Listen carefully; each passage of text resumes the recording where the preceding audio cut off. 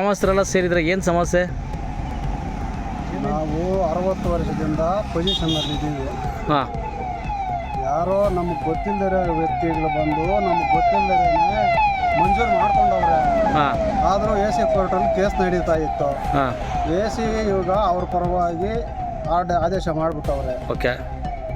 ನಾವು ಸುಮಾರು ಅಧಿಕಾರಿಗಳೆಲ್ಲನೂ ನಮ್ಮ ಪರವಾಗಿ ಎಲ್ಲ ಡಾಕ್ಯುಮೆಂಟ್ಸ್ ಕೊಟ್ಟವ್ರೆ ನಮಗೆ. ಪೊಸಿಷನ್ನಲ್ಲಿ ಚನ್ನರಾಯಪುರ ಗ್ರಾಮಸ್ಥರು ಇರೋದು, ಹಾಂ, ಈ ಮಂಜೂರುದಾರರು ಎಲ್ಲಿ ಇಲ್ಲ ಅಂತೆಲ್ಲ ಕೊಟ್ಟಿದ್ದಾರೆ ನಮ್ಗೆ. ಆದೇಶಗಳು ಕೊಟ್ಟವ್ರೆ, ತಹಸೀಲ್ದಾರ್ ಕೊಟ್ಟವ್ರೆ, ಎ ಸಿ ಅವರು ಖುದ್ದ ಬಂದು ಸ್ಪಾಟ್ ಇನ್ಸ್ಪೆಕ್ಷನ್ ಮಾಡವ್ರೆ. ಎಲ್ಲ ಆಯಿತು. ಡಿ ಸಿ ಅವರು ಮಾಡೋರು ಸ್ಪಾಟ್ ಇನ್ಸ್ಪೆಕ್ಷನ್ ಮಾಡಿದ್ದಾರೆ. ಡಿ ಸಿ ಅವರು ಹೇಳಿದ್ದಾರೆ ಚನ್ನರಾಯಪುರ ಗ್ರಾಮಸ್ಥರು ಸ್ಪಾಟಲ್ಲಿದ್ದಾರೆ ಅಂತ ಎಲ್ಲ ಬರವಣಿಗೆ ಕೊಟ್ಟವ್ರು ನಮಗೆ. ಆದರೂ ಇವ್ರಿಗೆ ಎ ಸಿ ಮೇಡಮ್ನವ್ರು, ಮೈತ್ರಿ ಮೇಡಮ್ನವ್ರು ಇದ್ದಾಗ ಅವ್ರ ಪರವಾಗಿ ಕೇಸನ್ನು ಅವ್ರ ಪರವಾಗಿ ಮಾಡಿದ್ದಾರೆ. ನಾವು ಇದನ್ನು ಎತ್ಕೊಂಡು ಹೈಕೋರ್ಟ್ಗೆ ಅಪೀಲ್ ಹೋಗಿದ್ದೀವಿ.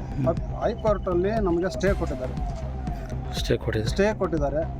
ಇದು ಮುಂದಿನ ಡೇಟ್ ಫಿಕ್ಸ್ ಆಗೋವರೆಗೂ ಯಾರು ಮೂರನೇ ವ್ಯಕ್ತಿ ಅದರಲ್ಲಿ ಎಂಟ್ರಿ ಆಗೋಂಗಿಲ್ಲ ಅಂತ ಸ್ಟೇ ಕೊಟ್ಟಿದ್ದಾರೆ. ಯಥಾಸ್ಥಿತಿ ಇರಬೇಕು ಅಂತ ಸ್ಟೇ ಕೊಟ್ಟಿದ್ದಾರೆ. ಆದರೂ ಈಗ ಅವರು ಹೊಸಕೋಟೆ ಚಿರಂಜೀವಿ ಅವರು ಜಮೀನು ಕೊಂಡ್ಕೊಂಡಿರೋರು ಅವ್ರೀಗ ರೌಡಿಗಳನ್ನೆಲ್ಲ ಕರೆಸಿ ಇವಾಗ ಇಲ್ಲಿ ಕಾಂಪೌಂಡ್ ಆಗ್ತೈತೆ ರೌಡಿಗಳನ್ನ ಕರ್ಕೊಂಡ್ಬಂದಿದ್ದಾರೆ. ಎಷ್ಟು ಜನ ಬಂದಿದ್ರು? ಅವರೊಂದು 60-70 ಜನ ಬಂದಿದ್ದಾರೆ. 4 ಕಾರುಗಳು ಬಂದಿದ್ರು, 4-5 ಕಾರುಗಳಿದ್ವು, ಒಂದು ಟ್ರ್ಯಾಕ್ಟ್ರಲ್ಲಿ ಕೂಚಗಳು ತಂದಿದ್ರು, ಒಂದು 70-80 ಜನ ಹುಡುಗರಿದ್ರು. ನೀವು ತಡೆ ಹಿಡಿ ಅಂತ ಕೆಲಸ ಮಾಡಿದ್ರೆ ನಾವು ತಡೆ ಹಿಡಿಯೋಕೆ ಬಂದರೆ ಸಾಯಂಕಾಲ ಒಳಗೆ ಮುಗಿಸ್ಬಿಡ್ತೀನಿ ಅಂತ ಬೆದರಿಕೆಗಳಾಗ್ತಾ ಇದ್ದಾರೆ. ನೀವೆಲ್ಲ ಇನ್ನು 10 ಊರವ್ರು ಬಂದರೆ ಹೊಡಿತೀವಿ ಅಂತ ಬೆದರಿಕೆ ಆಗ್ತಿದ್ದಾರೆ ಅವರು. ಕಡೆಗೆ ಏನಾಯಿತು ಅಂತೀರಾ? ಕಡೆಗೆ ಏನಾಯಿತು, ಪೊಲೀಸರಿಗೆ ಫೋನ್ ಮಾಡಿದ್ದೀವಿ. ಪೊಲೀಸರು ಬಂದರು. ಪೊಲೀಸರು ಬಂದು ನೋಡಪ್ಪ ಇದು ನೀವು ಸ್ಟೇಷನ್ ಹತ್ರ ಬಂದರೆ ಡಾಕ್ಯುಮೆಂಟ್ ಎಲ್ಲ ಎತ್ಕೊಂಬಂದ್ರಿ ಅಂತ ಹೇಳಿದ್ರು. ಪೊಲೀಸರಿಗೆ ನಾವು ಸ್ಟೇ ಮಾಡಿರೋದನ್ನು ತೋರಿಸಿದ್ವಿ. ಅದಕ್ಕೆ ಮೊದಲು ಸ್ಟೇ ಅವ್ರಿಗೆ ಕೊಟ್ಟರೆ ಅವರು ಯಾರು ಅವ್ರು ಬಂದಿದ್ರು ಕಾಂಪೌಂಡ್ ಸ್ಟೇ ಕೊಟ್ಟರೆ ಇದು ಸ್ಟೇನೇ ಅಲ್ಲ ಅಂತಾರೆ ಅವರು.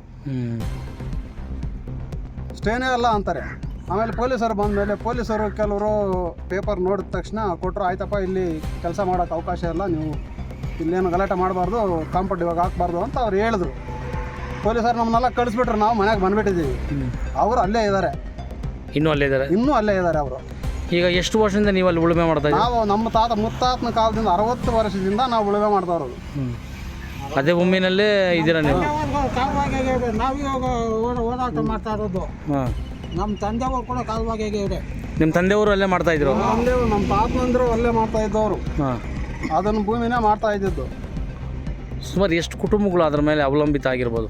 ಈಗ ನಮ್ಮೂರಲ್ಲಿ ಸುಮಾರು 3/4 ಊರು ಅಂದರೆ ಒಂದು 60ರಿಂದ 70 ಕುಟುಂಬಗಳಿದ್ದೀವಿ.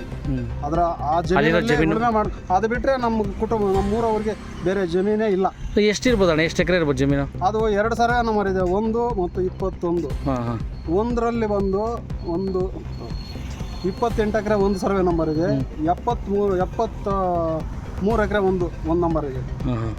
ಒಂದು ಸುಮಾರು ಒಂದು 80 ಎಕರೆ ಇರ್ಬೋದಾ? 85 ಎಕರೆ ಇದೆ. ಒಂದು 3/4 ಊರು ಗ್ರಾಮಸ್ಥರು ಅದ್ರ ಮೇಲೆ ಅವಲಂಬಿತ ಆಗಿದ್ದಾರೆ. 3/4 ಊರು 60-70 ಕುಟುಂಬಗಳಿದ್ದೀವಿ ಅದರಲ್ಲಿ. ಅದು ಬಿಟ್ಟರೆ ಬೇರೆ ಯಾವುದೂ ಇಲ್ಲ ಜಮೀನು, ಬೇರೆಯವ್ರ ಜಮೀನೇ ಇಲ್ಲ. ನಿಮಗೆ ಆ ಜಮೀನು ಬಿಟ್ಟರೆ ಬೇರೆ ಜಮೀನೇ ಇಲ್ಲ? ಅದು ನಂಬಿಕೊಂಡು ಜಮೀನು ವೆಂಕಟಾಪುರದ್ದು. ಅದು ಬೇಸರ ಗ್ರಾಮ. ಈ ಥರ ನಮ್ಗೆ ಅನ್ಯಾಯ ಮಾಡಿ ದೌರ್ಜನ್ಯ ಮಾಡ್ಕೊಂಡು ಬಂದಿದ್ದಾರೆ. ನಿಮ್ಮ ವಾದ ಅದು ಕೇಸು ನಡೀತಾ ಇದೆ, ಹೈಕೋರ್ಟಲ್ಲಿ ಕೇಸ್ ಇದೆ ಸ್ವಾಮಿ, ಸ್ಟೇ ಇದೆ, ಏನು ಯಾರು ಮಾಡಬಹುದು, ಕೋರ್ಟ್ಗೆ ಬೆಲೆ ಇಲ್ಲದೆ ಬಂದಿದ್ದಾರೆ.